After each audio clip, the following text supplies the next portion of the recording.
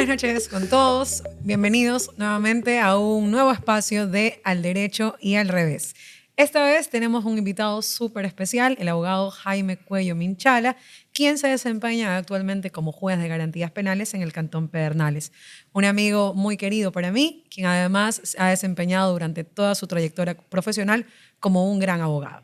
Bienvenido, Jaime, esta noche a este espacio que hemos creado para toda la comunidad, no solamente para los abogados, sino para todas aquellas personas que están interesadas en el derecho.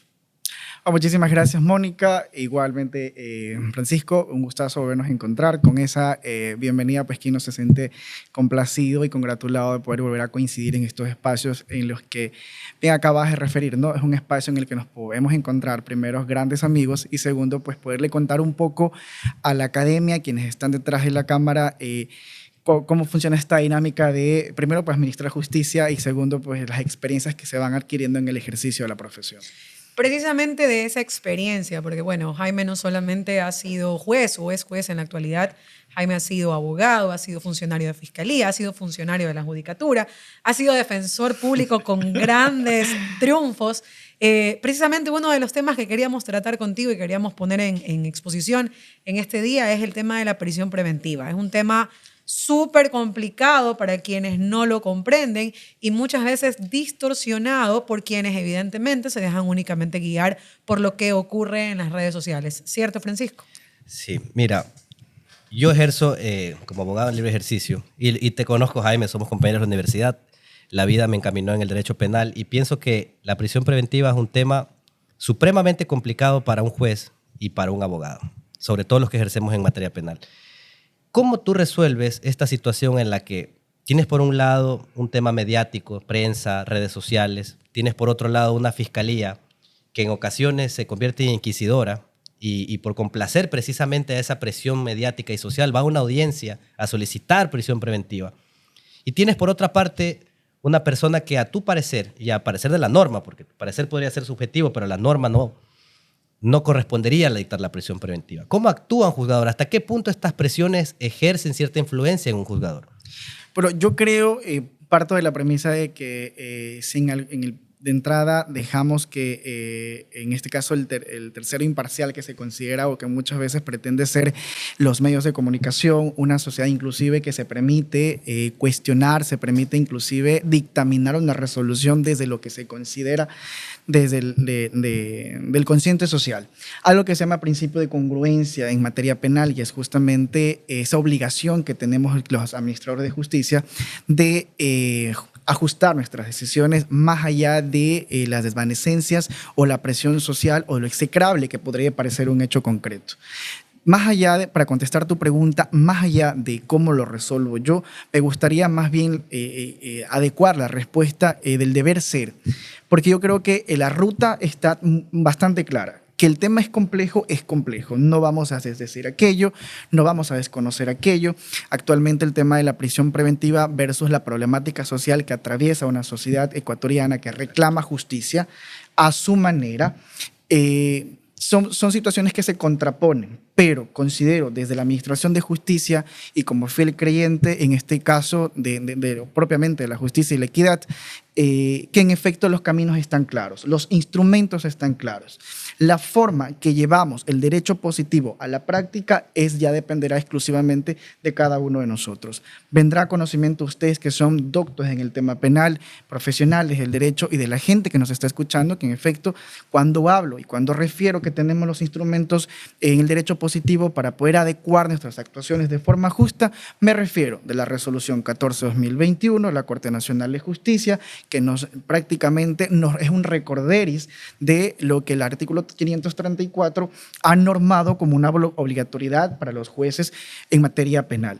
Tenemos, no me dejan ir muy lejos, la sentencia 8-20-CN de la Corte Constitucional, que declaró la inconstitucionalidad en el caso del 536, que prohibía que no se podía sustituir en delitos menores de 5 años. Y el voto concurrente Ramiro Ávila ahí es un... Allá quería llegar. Sí. Y el voto concurrente a Ramiro Ávila es una reflexión, es una oda que hace al tema de la prisión preventiva, a que lo veamos desde el punto de vista de la humanización del derecho penal. ¿Por qué? Porque más allá de ser un derecho represivo, nos invita a que no nos deshumanicemos al momento que resolvemos las causas. Totalmente. Entonces, creo que existen las reglas claras. Creo que la enorme labor que tenemos es adecuar los hechos fácticos con la normativa. Recordar también que el artículo 534 es un artículo de carácter concurrente. Deben converger estas 4 circunstancias.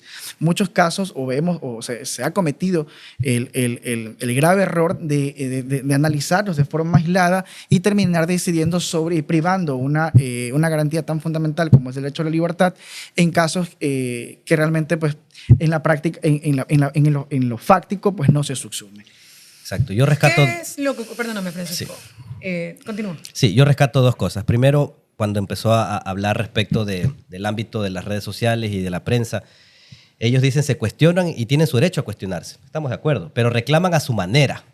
Y eso es importantísimo porque no son abogados los que hacen este análisis. Mayormente son periodistas que lo que hacen es, cansados de tanta delincuencia, cansados de tanta inseguridad en el país, lo único que quieren es, a modo de venganza, todo prisión preventiva. Lo que huela a delito, prisión preventiva. Y no necesariamente. Las consecuencias de dictar prisiones preventivas a mansalva son incluso hasta peores, que eso ya será un tema de andarlo más adelante.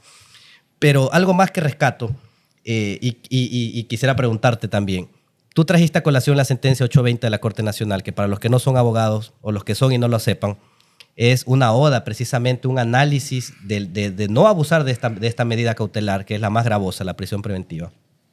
Pero que además recuerda que en la norma jamás se ha exigido lo que popularmente es el arraigo. Ya sabes a dónde iba, exactamente. Le hace un recordatorio a los jueces, a los abogados, a los fiscales, y dicen, el arraigo nunca ha existido. No sé en qué momento, dice palabras textuales Ramiro Ávila. Este arraigo se volvió tan intrínseco que los jueces llegaron a pedirlo, sobre todo en delitos flagrantes. Es decir, que si el abogado no llegaba con arraigo era un hecho que te iban a dictar prisión preventiva en contra de tu cliente. Entonces, este arraigo aún no se ha ido del todo de nuestra ese arraigo no se ha desarraigado. No se ha desarraigado. De las penales. Es decir, ¿qué haces tú si viene un abogado y te dice simplemente, señor juez, mi defendido no reúne los 4 requisitos del 534 para que usted le dicte prisión preventiva? En realidad es una defensa así tal cual como te la acabo de decir, así de fría y cruda, suficiente para que un juez en teoría no dicte prisión preventiva. Pero tienes nuevamente a un fiscal que mañana no le dictas prisión preventiva, vas a salir en las primeras planas. Pero es que no solamente eso. A ver, yo sí quisiera hacer como un paréntesis a esto, porque la razón principal de por qué la respuesta no debe ser la prisión preventiva está en nuestra norma constitucional. Nuestra norma constitucional nos dice la prisión preventiva no es la regla general y debe ser la última en dictarse cuando las demás medidas no sean suficientes. Y entonces ahí, quienes manejamos derecho penal, sabemos que la prisión preventiva como medida cautelar última del 522, porque dicho sea de paso es la sexta, y no es la sexta porque se olvidaron de ponerla, sino porque en el orden de aplicación debe ser la última que tengamos que revisar. Nos dice, la prisión preventiva como medida cautelar debe tener un fin estrictamente procesal. ¿Cuál es este fin estrictamente procesal que regularmente manejamos en materia penal? Es el hecho de que el procesado esté presente en la investigación, que comparezca al proceso y se pueda ejecutar contra él la investigación penal pública y además, pues de ser posible, y si así fuera el caso, llegar a un proceso de juicio. Y la otra, el posible cumplimiento y el posible de la pena. juicio, además. Hay un tercer aspecto, perdón que te interrumpa. Por ejemplo, y a mí me encanta repetirlo siempre en mis autos resolutivos, ya sea para negar o para conceder. Klaus Roxin, tratadista en Derecho Procesal Penal, en su obra Derecho Procesal Penal establece justamente lo que tú te permitías reflexionar, Mónica. 3, en este caso, objetivos que tiene la prisión preventiva. Garantizar, en este caso, la comparecencia de la persona procesada al proceso, garantizar el eventual cumplimiento de una pena y lo más importante, o no olvidemos de las víctimas de un proceso penal, garantizar una eventual reparación integral y el cumplimiento efectivo de esta reparación integral. Solo eso quería acotar un poco la reflexión que estabas haciendo. Claro, y entonces en ese caso, cuando hablamos, por ejemplo, de lo que acaba de comentar Francisco, a ver, este tema de, es que usted no me ha presentado arraigos, ¿qué parte de la norma dice que yo tengo que llegar a una audiencia de formulación de cargos, sea en un procedimiento de flagrancia o en un procedimiento ordinario, con 10.000 firmas, ni sé cuántos certificados de antecedentes penales, dónde vivo, dónde estoy. Cuando esa labor de justificar por qué razón Se le ha endosado. no son suficientes las demás medidas, claro. le corresponde al otro sujeto procesal denominado fiscalía. Yo siempre me digo, y creo que Jaime, que en eso coincidimos bastante, no solamente en el tema de defensa, sino también de ejercicio profesional, el hecho de que los roles están debidamente diferenciados en el proceso penal. Nuestro sistema adversarial, nuestro sistema acusatorio oral dice que a la fiscalía le corresponde el ejercicio de la acción penal pública. Y en ese caso, si yo soy un juez y soy imparcial, no es mi trabajo hacer el trabajo de la fiscalía. Si un fiscal no logra motivar adecuadamente los 4 requisitos que tiene el artículo 534, no te logra presentar a ti el posible peligro de fuga, el tema de obstaculizar el proceso, el trastocar la investigación, o no te garantiza, o me acuerdo tanto, el 534, 1 y 2 te dicen que debes ver visos de que efectivamente estamos ante un delito de acción penal pública, que muchas veces no es tan claros. seguro. Entonces, ¿por qué razón en muchos casos, desatendiendo este rol judicial, esta imparcialidad judicial, por querer hacer el trabajo de la fiscalía, que muchas veces, así no lo queramos decir, está soportado en esta previa situación mediática de pasó tal cosa y entonces si resuelvo así me va a pasar algo, y a veces terminamos resolviendo por cosas que ni siquiera están justificadas? Bueno, yo lo acababa de reflexionar, yo parto del principio de congruencia, lo traigo a colación una vez más. El principio de congruencia manda, menos los que tenemos esta enorme responsabilidad de administrar justicia, resolver conforme a la realidad práctica procesal, más allá de lo execrable que pueda parecer en las circunstancias. Más allá de los requisitos del artículo 534, numerales 1 y 2, creo que no hay mucho pierde con estos dos requisitos. Siempre creo que el nudo crítico lo hemos encontrado en el numeral 3, porque justamente en la práctica procesal sí se identifica que existe este hierro, por llamarlo así, hierro judicial, en el que se le ha endosado a la defensa técnica la responsabilidad de justificar por qué no debería ir privado de libertad. El artículo 77, numeral 1 de la Constitución, ha reconocido la excepcionalidad de la prisión preventiva. Hablemos de las principales institutas en materia de derechos humanos, el Pacto Internacional de Derechos Civiles y Políticos, artículo 9.3, en la misma lógica, que es de manera inmediata aplicabilidad en nuestro ordenamiento jurídico, porque el artículo 11, numeral 3 de la Constitución lo ha preveído de esa manera. Pero nos olvidamos, y justamente, y es el recordar y que nos hace la sentencia y el voto concurrente de Ramiro Ávila, y dice, o sea, realmente, primero, ¿por qué este costumbrismo procesal en el que solicitamos un determinado arreglo que procesalmente no está exigido en el derecho, en la norma? Entonces, es realmente la Fiscalía la que tiene esta imperiosa labor de justificar cuál es este riesgo inminente. Y aquí también traigo a colación lo que tú mencionabas, Francisco, en el tema de va una defensa técnica pasiva, que era la que lo llamábamos en los tiempos que estábamos como defensores públicos, ¿no? Y decía, bueno, no tengo para justificar el tema del arraigo, no tengo, pero realmente... No tengo que decirlo. Eso no tengo que decirlo, porque al final del día... Y sobre todo por las características propias de la flagrancia, a veces resultaba complicado o imposible. Y es la titular de acción penal pública. Por ejemplo, yo he visto honrosas experiencias con señores agentes fiscales en los que en efecto ya, en vista de todos estos instrumentos que se han ya normado, ya se han visto en la necesidad de orientar de mejor manera sus actuaciones y evidentemente justificar en legal y debida forma este riesgo inminente. La Fiscalía, y voy a tomarlo como una referencia, tiene el sistema de información y actuaciones fiscales, en el que hay un módulo de información que los fiscales de turno pueden acceder y pueden obtener todo este tipo de documentación en la que se certifique el tema de la determinación de un domicilio legal, la determinación del registro social, el tema del registro civil, las circunstancias propias, del caso, inclusive durante el procedimiento flagrante, son los que te van a permitir una referencia de medir este riesgo inminente de fuga.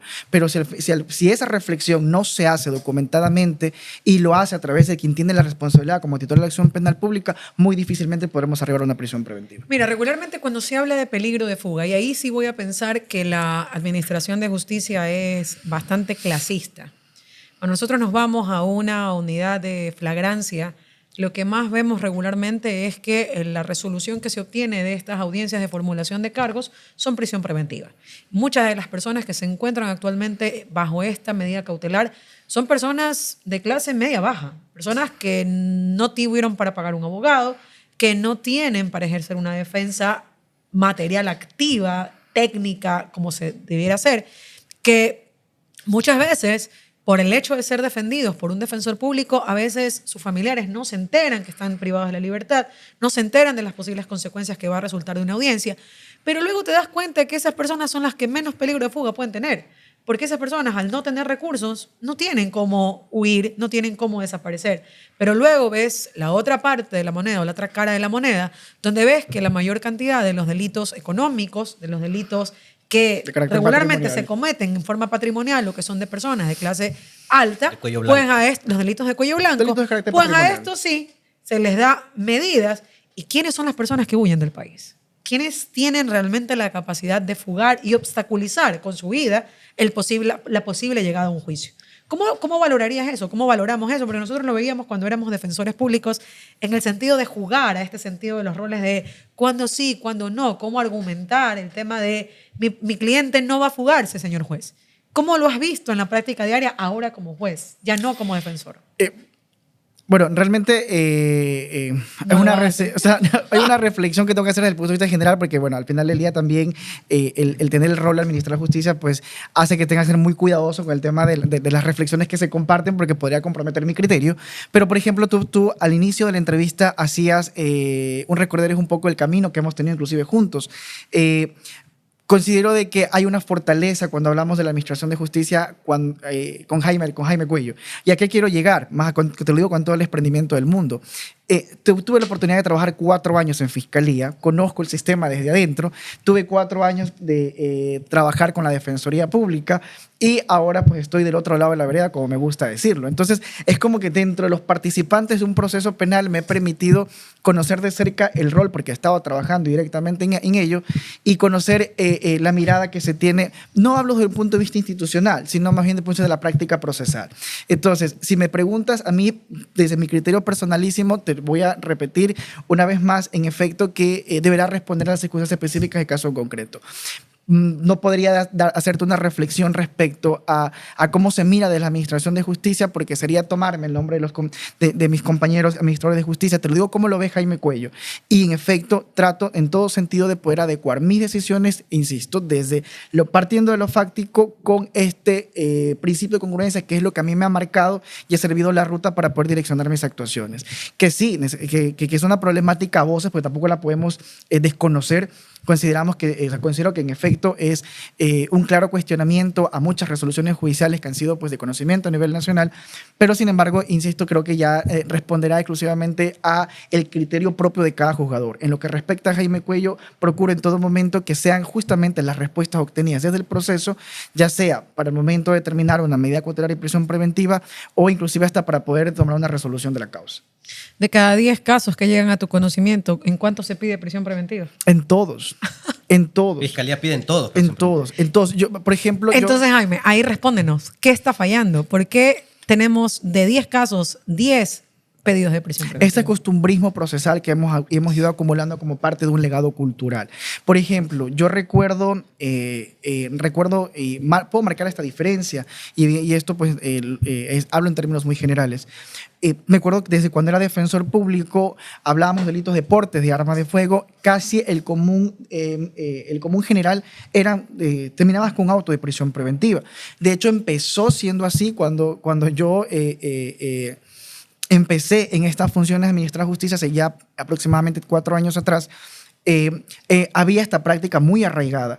Ahora, por ejemplo, ya se ha visto cuando hablamos ya de la incorporación de estos instrumentos de la resolución 14/2021, de las reformas que hubo en el mes de agosto de 2022 en el Código Orgánico Integral Penal, a partir inclusive de la misma sentencia de la Corte Constitucional, considero que han habido un cambio de percepción desde quienes tienen la titularidad de la acción penal pública, y ya puedo identificar que no existe una práctica desproporcional de las solicitudes de prisión preventiva en delitos, por ejemplo, como aquellos. Y casos, por ejemplo, en los que para justificar... vamos. Son 4 requisitos los que tenemos que superar para solicitar, fundamentar y motivar el pedido de prisión preventiva, y que son los mismos 4 que el juez, al momento de emitir la resolución, va a valorar para decir si sí o si no. El primero de ellos es que si nos encontramos o no ante un delito de acción penal pública. El segundo, si tenemos elementos que permitan establecer que la persona ya procesada pudiera ser autor o cómplice de la infracción. Luego tenemos indicios de los cuales se desprenda que las demás medidas cautelares no son suficientes para garantizar presencia de la persona procesada del proceso o el fin, en este caso, de cumplimiento de la pena y reparación de las víctimas. Y finalmente, el último es que el delito tenga una pena superior a 1 año, que ese es otro tema que la gente no sabe. Si el delito en su pena en abstracto está sancionado con una pena que no supera el año de prisión, que no son muchos, dicho sea de paso, no podemos ni pedir ni dictar. Entonces, ¿qué ocurre, Jaime, cuando con la finalidad de justificar una prisión preventiva, yo modifico no es modificar, no. Hago aparecer que los hechos que te están poniendo en conocimiento a ti se subsumen típicamente en otro tipo de delito que sí tiene una pena superior a 1 año? Y valga la pena decirlo, por ejemplo, es tenencia, pero digo es tráfico de armas. O es tenencia de armas y resulta ser que para justificar que voy a pedir prisión preventiva le pongo transporte de arma de fuego. Más común pasa asociación ilícita y fiscalía va a la formulación de cargos y te dice delincuencia organizada. Pero no, Hurto con robo. En el 359 con 360, bueno, los dos últimos son tipos penales que yo creo que están claramente diferenciados, porque recordemos que asociación ilícita y delincuencia organizada es justamente el tipo penal por el que se da esta asociación, por la que va a estar tipificada como asociación o como delincuencia organizada. Si tenemos en concreto una actividad ilícita que está asociada con una pena mayor a 5 años, pues tendremos un delito de delincuencia. Sí, pero lo que Mónica dice es tenemos la audiencia de formulación de cargos donde el titular de la acción penal pública, el fiscal, tú no puedes como juez alterar la formulación de fiscalía. Tú no le dices, no la puedo oiga, alterar, eso no es robo, eso es violación de claro. propiedad privada, señor fiscal. O sea, nosotros, y la misma Corte Constitucional se ha pronunciado al respecto, evidentemente yo no puedo transgredir esta facultad como titular de la acción penal pública que se le ha conferido constitucionalmente artículo 195 de la Constitución, a la Fiscalía General del Estado. Pero yo soy el guardián del proceso, dice la doctrina. Yo soy el director del proceso. Yo tengo facultades modulativas y puedo exhortar a la Fiscalía a que adecue su imputación en ese sentido con lo que corresponde a la regla procesal. Si la Fiscalía per se persiste en su imputación como tal, pues a mí me toca resolver respecto a si esta adecuación o esta imputación se cumple con los requisitos del 521 y 522, que muy probablemente en la práctica no va a poder adecuarse, Bueno, evidentemente. Es el mismo juez que acepta la formulación de cargos quien luego en otra audiencia, que se llama evaluatoria y preparatoria de juicio, tendrá que dirimir y sanear. O sea, más que aceptar, partamos de que los jueces no aceptamos las formulaciones de cargo, Claro, porque al final simplemente del día es un la imperativo. notifica. Así es. Lo que es correr traslado porque es un imperativo, o sea, eso hay que bastante diferenciarlo para la gente que nos está escuchando. No, lo que hago yo es notificar a la contraparte, pero donde sí tengo un rol, en este caso precautelador del debido proceso, que es una garantía que le asiste no solo a la Fiscalía, que representa al Estado al final del día, sino también en este caso al justiciable. Evidentemente yo tendré que adecuar mis decisiones y, como te decía, en el caso concreto,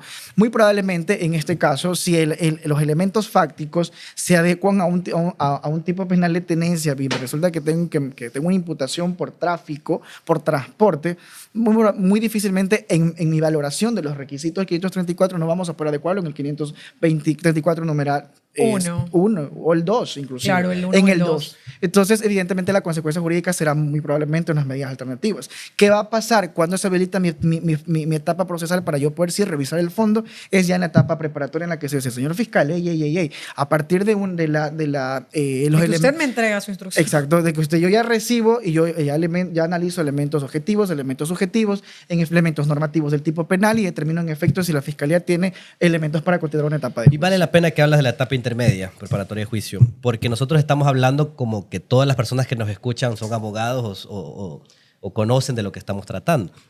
Y esto lo traigo a colación porque ustedes decían, la prisión preventiva, una de las razones es la comparecencia al proceso o a un posible juicio. Pero veamos, ¿cuándo hay un juicio? Pues, tú le podrías explicar a los estudiantes de Derecho desde el punto de vista jurídico, desde tu sapiencia de defensor público, de juez, ¿cuáles son las fases y etapas que debe pasar un proceso penal ordinario para no andar mucho en los procedimientos especiales para llegar a un juicio, inclusive más allá luego de una sentencia, pero para que ellos entiendan dónde nace la prisión preventiva y por qué es importante para un posible juicio? ¿Y cómo se llega a un juicio ahora que tocas la etapa intermedia? Entonces, ¿desde dónde empieza esto? Bueno, partamos de la diferenciación necesaria que hay que hacer sobre las fases y las etapas del proceso penal. Porque al ponerlas dentro de la misma categoría podría parecer que es un símil, cuando en realidad son dos aspectos procesales diferentes. Las fases, cuando nos encontramos entre una fase de investigación previa, que es toda esta fase a potestad que se encuentra bajo la dirección, por llamarlo así de una u otra forma, de la Fiscalía, dirección exclusiva de la Fiscalía, y que es la fase en que la Fiscalía realiza las diligencias investigativas tendientes a esclarecer un hecho que le ha sido puesto en conocimiento a través de una noticia criminis, y una vez que pase el tiempo que ha establecido en la norma, dice, bueno, tengo elementos para formular cargos.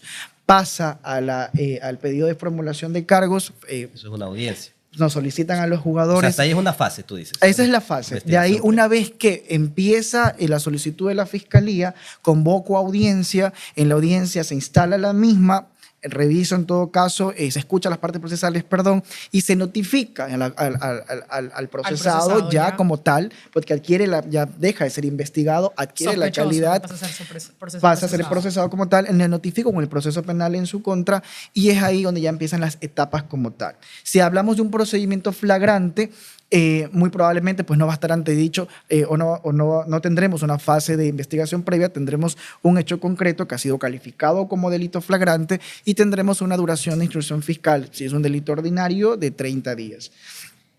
Ahora bien, pasados estos 30 días, la Fiscalía cierra su instrucción fiscal, debe hacerlo así. Si ¿Cierra o le cierran? Exacto, yo le iba a decir, debe hacerlo así, claro. O si no tengo la potestad, artículo 612 de decisión fiscal. Se le acabó el tiempo. Claro. Y no me ha dicho nada, ¿no? Su cuenta regresiva ha terminado. Entonces tiene que cerrarme la instrucción fiscal o la puedo cerrar de oficio tomando los correctivos disciplinarios que corresponden. En flagrancia. En procedimientos ordinarios, la instrucción fiscal varía. 30 días. 30 días cuando hablamos de un procedimiento flagrante. Un procedimiento ordinario, 30 días. Si hablamos de procesos no flagrantes, tendremos pues ya analizar el tiempo de 90 días cuando damos delitos no flagrantes. ¿Y estos 90 días pueden extenderse de alguna manera? Hasta 120 días 120 más. días con vinculación. Sí, Fiscalía solicita vinculación. O una reformulación de cargo, que es otro de los escenarios jurídicos que se pueden presentar. Luego yo te voy a hacer una pregunta respecto al auto de vinculación que emite el juez respecto a la solicitud de Fiscalía. Pero por ahora, para no interrumpirte la etapa procesal, entonces, 90 días cuando no son flagrantes. 30 o 90 días. 30. Para seguir en la misma línea práctica, yo que el asesor fiscal, usted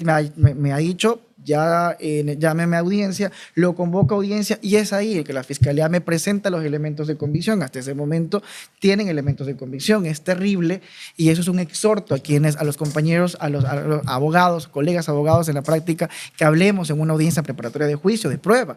Hablamos de elementos de convicción, estos indicios que la Fiscalía ha recabado durante su etapa instructiva y me dice, señor juez, vea, tengo esto.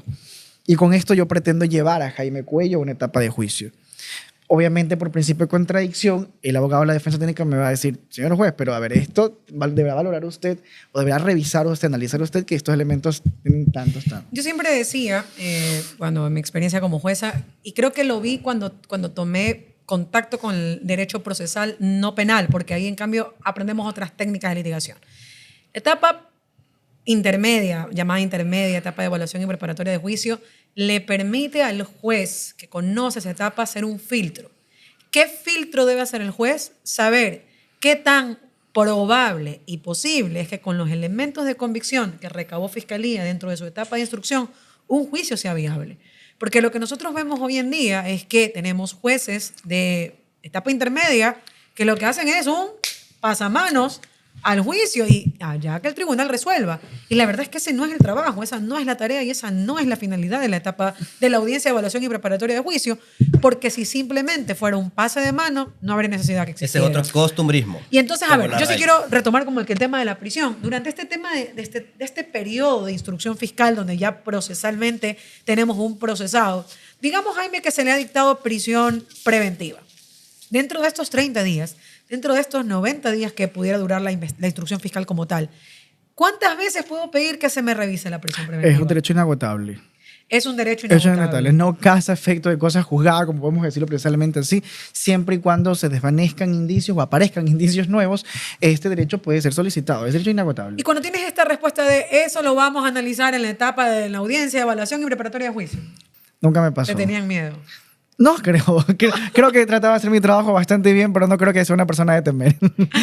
Ok, bueno, a ver, el otro tema que era súper importante, que yo también quería como traer a colación con el tema de la prisión preventiva, es cuando se agota esta finalidad. Porque, bueno, muchas personas piensan que solo le compete al juez el tema de decidir la prisión preventiva. Y eso es a mí una de las cosas que más coraje me da cuando veo la prensa, cuando la prensa dice, el juez tal no dio prisión preventiva. No, y dicen lo dejó libre, lo dejó inocente. Imagínate y lo lo que dejó en la sentimos calle. nosotros. Y claro, luego a veces los jueces, cuando no tienen esa facultad de salir a cada rato a las cámaras, a aclarar sus fallos, a aclarar por qué resuelven o no resuelven, uno siempre les dice, bueno, al menos quienes estamos en esta práctica es, vaya, revise el proceso, vaya a ver quién no pidió prisión preventiva. Entonces, sí quiero que por favor le aclares a las personas que esta potestad de pedir y luego tú resolver no es que es solo tuya. ¿Cómo funciona? Me atrevería a decir inclusive que es una responsabilidad compartida. Más allá de responsabilidad compartida, es estableciendo y cumpliendo los roles que se nos ha asignado procesalmente, normativamente, a partir del artículo 442 del COIP. Es importante que tengamos súper claro la lógica de un proceso penal y los roles que desarrollamos, los que intervenimos en un proceso penal. El juez es únicamente el director del proceso, el garante, el que precautela que el debido proceso se cumpla como legítima garantías para las partes procesales. ¿Quién le insta o le solicita en primer momento al juez la solicitud de medidas cautelares? Es la Fiscalía. Por eso es que, como bien ustedes acaban de decir, existe una errónea concepción social en cuando se dan estas medidas distintas a la prisión. El juez no puede dictar una medida cautelar de prisión preventiva si la Fiscalía no me la ha solicitado. Es decir, el juez no puede empeorar la situación jurídica que Del la Fiscalía procesado. ya ha planteado. Pero yo te diría solamente la prisión preventiva. Si no te pide provisión de salida del país, no te pide ninguna medida. Porque claro, también te dicen, es que es obligación dar medidas. ¿Dónde dice que es Exacto. obligación dar Tampoco, medidas? sí. Es Yo puedo otra tener una costumbre. persona que no tenga medidas y comparezca al proceso, porque siempre ha comparecido, siempre ha estado ahí prestando ayuda al proceso. O sea, las siempre ha medidas estado- cautelares terminan siendo una respuesta a la lógica con la que el procesado ha tenido su comportamiento procesal. Y como bien acabas de indicar, si en efecto yo tengo una persona justiciable que ha aportado justamente para esclarecer la verdad histórica de los hechos, como se suele decir, ¿cuál es la necesidad de una medida de las medidas cautelares? Por eso insisto, y para terminar la reflexión en relación a las medidas cautelares, es una potestad o es una responsabilidad que tiene la Fiscalía, que me dice a mí, yo juzgador, señor juez, solicito tales y tales medidas cautelares. Como decía Francisco, yo no puedo empeorar la situación jurídica. Mónica Luzárraga, en su rol de fiscal, no puede solicitarme a mí, o sea, si me solicita a mí la medida cautelar de prisión preventiva, yo sí tengo la potestad para revisar si existen méritos para poder dictar esta medida cautelar. Pero pasa lo contrario en el escenario contrario. Si Mónica fiscal no me solicita prisión preventiva, yo me encuentro limitado procesalmente porque no puedo empeorar la situación jurídica del procesado en dictarte la medida cautelar de prisión preventiva. Y el juez aparece el día siguiente en primera plana. Claro, y si eso pasa y con en un nombre y caso- apellido. un Y caso- los dejan libres. Así Y, es. no, y se fue inocente a la calle por culpa del juez. Eso pasa. Y la gente no sabe o desconoce. Bueno, no es que no sabe, es que lo que nos venden a diario los medios tradicionales es esta verdad distorsionada de los procesos penales, no solamente en esta etapa en esta pequeñísima inicio del proceso penal como en el tema de la prisión preventiva, sino también luego cuando ya estás dentro de un proceso y resulta ser que luego de mucho tiempo se enteraron que esa persona no terminó el proceso como una persona sentenciada y luego dicen, pero ¿y por qué? Vaya al proceso. El proceso es el único que le va a decir a usted qué pasó, porque claro, luego tampoco te enteras que la fiscalía emitió un dictamen abstentivo y todos se fueron a la casa. Claro, el proceso, no Twitter. El proceso no Twitter, el proceso no Instagram, claro. el proceso no TikTok. El proceso en realidad es el único que te puede decir. Pienso ahí, Jaime, que también los jueces, no sé, pues si en tu particular posición te has sentido así, pero a veces deben sentirte impotentes. Genera mucha impotencia, totalmente. De los comentarios, de los calificativos que muchas veces se utilizan, jueces inhumanos, jueces indolentes, cuando en realidad esa no es la realidad, esa no es la verdad y no responde muchas veces a lo que ha pasado dentro de un proceso. Te genera muchísima impotencia, pero sabes que estás expuesto a situaciones como esta. Cuando eso ha pasado, que por Usted ejemplo... no contesta el teléfono. Sí, pues yo, por ejemplo, no tenía Twitter, por ejemplo. No tenía Twitter. Twitter lo descargué aproximadamente unas 2, 3 semanas porque todo el mundo me decía, no puedes vivir desconectado del Twitter porque ahí pasa todo. Pero justamente por esa situación yo no tenía Twitter porque no quería que me contamine justamente este tercer jugador impar. Este juez Jaime Cuello que ha dejado libre. Exacto. Yo prefiero no contaminarme porque hasta el criterio se puede hasta viciar. Sí, te por puedes supuesto. sugestionar, puedes recibir esa información externa que intrínsecamente puede ser calado en ti. Y que como tuvimos un entrevistado que decía, la realidad procesal es con la que debe resolver el juez. Es lo que está en el proceso. Es lo que te digo, ese es el principio de congruencia. A mí el proceso es el que me va a decir cuál es el camino y la ruta que debo adoptar, más allá de las presiones sociales y de lo execrable, como siempre voy a repetir, que pueda parecer un hecho concreto. Yo creo que el próximo invitado debe ser fiscal, porque ahorita los fiscales nos van a estar odiando. No, yo he sido muy respetuoso con los roles. No digo por ti. Sí, no, yo he sido muy respetuoso. Conozco compañeros, amigos fiscales que hacen una labor ejemplar. También creo que existe una labor que hay que mejorar, más allá de cambiar. Yo siempre prefiero hablar del que es perfectible, que es manejable, que es mejorable, porque creo que quiero pensar que quienes tenemos esta responsabilidad, por un lado de administrar justicia y por otro lado dirigir las investigaciones a través de los diversos procesos penales, lo hacemos justamente, primero, con pasión al derecho y segundo, con este único objetivo que es servir a la sociedad y buscar lo que corresponde, que es la realidad Yo rescato procesal. que tú dijiste es un trabajo articulado. Si Claro. Y el fiscalía- trabajo articulado nace no solamente, bueno, nosotros nos lo estamos viendo desde los órganos de la Administración de Justicia, estamos hablando de Fiscalía, de Defensoría Pública en ejercer una defensa técnica adecuada, en los jueces que hoy en día pues ejercen la labor de administrar justicia, pero gran parte también de esos articulados o de esos actores dentro de estos procesos penales son la Policía Nacional. Exacto. Entonces, y siempre he dicho y siempre lo mantendré, vamos a dejar de ganar dinero los abogados el día que la fiscalía y los policías hagan bien su trabajo. Sí. Y bueno, y claro, también el día que los jueces dejen de hacer el trabajo a los fiscales y a los policías. Porque en muchas ocasiones, pues quienes hemos logrado vivir desde varias aristas este tema de la administración de justicia, sabemos que esto es como un partido de fútbol. O sea, nadie le debe hacer el trabajo a nadie, hagamos lo que debemos hacer y finalmente lo que la sociedad debe ver es que si hoy es Pedro, Mario, Juan, Jaime, mañana puedo ser yo sentado ahí. Exacto. Y entonces, ¿qué es lo que espero de la Administración de Justicia? Que sea quien sea que se siente a mi lado, sea quien sea que se siente al frente de Jaime Cuello, yo vaya a resolver de la misma manera con Juan, con Pedro, que con Jaime, con Francisco, con Mónica, con quien sea que esté sentado frente a mí. Y finalmente esa es la respuesta que la sociedad debe entender o que debe apreciar en la Administración de Justicia. Es lo justo lo que tú decías, el trabajo articulado y con la reflexión que me permitía de que todo es perfectible. Por ejemplo, esta semana precisamente tuve la oportunidad de compartir una ponencia sobre el uso progresivo de la fuerza con capacitadores de la Policía Nacional.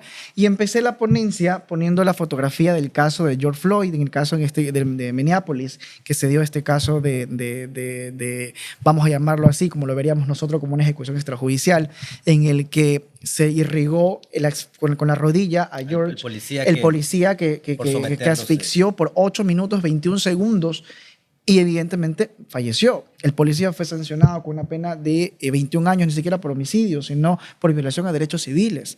Pero eso no es a donde quiero llegar. Empiezo mi ponencia. No es a nuestros policías diciéndoles no lo hagan. No, pero ¿Ok? empiezo, o sea, para que te una referencia de cómo está naturalizado los errores y los que tenemos que mejorar. Empiezo mi ponencia con esta fotografía y les digo a los compañeros, ¿qué ustedes pueden apreciar ahí? Que está atacando a la Policía Nacional. Uno de ellos me dice, un procedimiento policial normal. Oh my God. Entonces, ¿qué entiendo yo? Entiendo que está naturalizado. Y lo Está comentaba- normalizada la Sí, violencia. y esa reflexión se la comparto con alguien que quiero mucho. Le digo, mira, me dijeron esto y me parece una cosa inconcebible. Y ese es el discurso de cualquier político de turno, que dicen, policías salgan a matar a mansalvas. Y los abogados que estudiamos toda la carrera de derecho penal, que nos empapamos de que por más leyes, de que por más sanciones, no va a cambiar la estadística delictiva, ni va a bajar los índices delictivos, no sirve para nada. Ese siempre va a ser, y la policía hace eso. Bueno, está en un vaivén, ¿no? Porque va a depender del político de turno. También creo que hemos mejorado desde esa perspectiva. También creo que lo hemos mejorado. Por ejemplo, mira, el simple hecho que te digo que haya participado como vamos a llamarlo así, como formador, no sé si es la expresión correcta, en este curso de instructores de la Dirección Nacional de Educación de la Policía Nacional, te da una referencia de que hay un compromiso, o por lo menos una apuesta de parte de la institución, de decir, vamos un poco a revestir de humanismo y de hablar de derechos humanos en los procedimientos policiales. Porque se debe entender que son los primeros los que llegan a la escena del hecho, y en el caso de que termines viciando el procedimiento, violentando garantías básicas del debido proceso, el proceso se cae. Claro. El proceso se cae. Y frente a esa problemática... Y es lo que no comprenden. Y frente a esa problemática también tendrás al mismo jugador en redes sociales diciéndole: el jugador los dejó en libertad. Pero no sabrán que atrás de esa historia hubo un juzgador que determinó que hubo ilegalidad del proceso de detención. Por eso el trabajo y la sinergia de todos los actores involucrados de forma directa o indirecta al momento de que se ventila un hecho como flagrante es re importante. Por eso traía a colación que no solamente es la responsabilidad de fiscales, defensores y jueces, sino también de todos quienes de alguna u otra manera participan o actúan dentro de este sistema penal. Bueno, pues hemos concluido con la parte del derecho y ahora viene la parte al revés. Aquí está un poquito complicado, pero bueno, vamos a intentar hacerlo lo más light posible con Jaime. La personalidad no nos lo permite, pero vamos a hacerlo. ¿Quién era Jaime Cuello antes de ser juez? Fui director de Defensoría Pública. Estuve como defensor público, en el que tuve el enorme placer de conocerte, y luego nos enamoramos como amigos. Anótenlo. Porque es una mujer que es... yo la endioso porque es una litigante de primer orden. No, sí, entonces sí, tuve la oportunidad de ser defensor público desde 2015 hasta agosto del 2018, en el que asumí la dirección provincial de la Defensoría Pública a cargo de la provincia del Oro. Eso. ¿El Jaime Cuello juez ha defraudado al Jaime Cuello defensor? No. Siempre, y eso lo digo con mucha seguridad. Esa es una buena con mucha pregunta. determinación. Sí. No es la primera vez que yo me la hago. Yo me la hago porque creo que hay que ser coherente. Yo recuerdo mi primera diligencia como defensor público, me acuerdo tanto, fue una versión en la Fiscalía de Fe Pública. Yo salía justamente de Fe Pública. Entonces... y me sentía súper nervioso, ¿no? Porque ya no estaba del otro lado de la vereda, como suelo decir, y siempre me vas a escuchar decir aquello. Y me marca un punto de partida y hace que recuerde muchísimo dónde empecé, y ahora que tengo esta responsabilidad, trato de ser muy coherente. Trato de ser muy coherente porque tengo una enorme experiencia, o más bien tengo un gran cariño con la institución. La Defensoría Pública creo que ha formado profesionales comprometidos con la verdad y la justicia. Creo que es una escuela que te permite formar abogados litigantes a quienes realmente ejercen su labor con mucho compromiso. Y también te permite, pues, encontrarte con realidades sociales que te permiten humanizar el ejercicio profesional como tal. Y entonces siempre traté de que los casos salgan bien. Y entonces, ahora que estoy del otro lado, y trato también de ser coherente con mis decisiones. Porque digo, bueno, del otro lado yo estuve hace poco del otro lado. Entonces, este lado me toca honrar justamente esa experiencia, y sobre todo porque yo creo que conocer el sistema desde adentro, conocer cómo piensa, siente y adecua sus actuaciones un defensor público, te permite legitimar desde este lado también las cuestiones que haces. ¿Dónde se graduó Jaime Cuello? Soy de la Universidad Especial de Espíritu Santo. Ahí lo conoció. Compañero. Ahí lo conoció. Ahí lo conocí a Francisco. Sí. No. Fue mi compañero y toda la vida fue siempre orador. Yo juraba que Jaime Cuello iba a ser político. O sea, yo ponía mis manos al fuego que este señor estaría o en la asamblea, por decirlo menos. Por ahí, presidencia de la República, alguna cosa así. Siempre fue orador. Exposición que iba, él la daba magistralmente, pero ¿cuál político? O sea, con ademanes, o sea, una cosa de loco. Me gusta la política entendida como tal, como ese arte de involucrarte en las decisiones sociales que te permiten transformar tu entorno. La política entendida de esa concepción me apasiona, pero no es el momento. El Jaime Cuello estudiante, ¿dónde se veía en el futuro? Sabes que yo me veía como politólogo. Ahí está, Sí. Francisco sabía. Yo me veía escribiendo, yo siempre digo, y de hecho me veo todavía, cuando el momento que me retire, yo me veo escribiendo en materia de derechos humanos, me veo hablando de derechos humanos, me veo contando la experiencia que ha significado todo este camino, pero también diciendo, creo que hay esto por hacer. ¿Cuál es la experiencia que más ha marcado tu vida profesional? Ese caso que te hizo llorar, ese caso que te hizo reír. O esa anécdota. O esa anécdota de vida que te dijo, Tuve un caso... tomé bien la decisión. Como jugador te refieres. No, como abogado. Como abogado. En general, sí. Tuve un caso, bueno, me reservo los nombres justamente, pero era un caso de que voy a ser muy general porque eso fue muy complejo. No sé si alguna vez lo conversamos.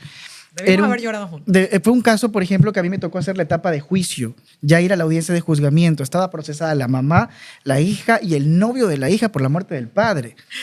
Yo sé qué caso es. No digamos nombres. Obvio, pero Sí, era la señora como tal era una funcionaria de una institución pública.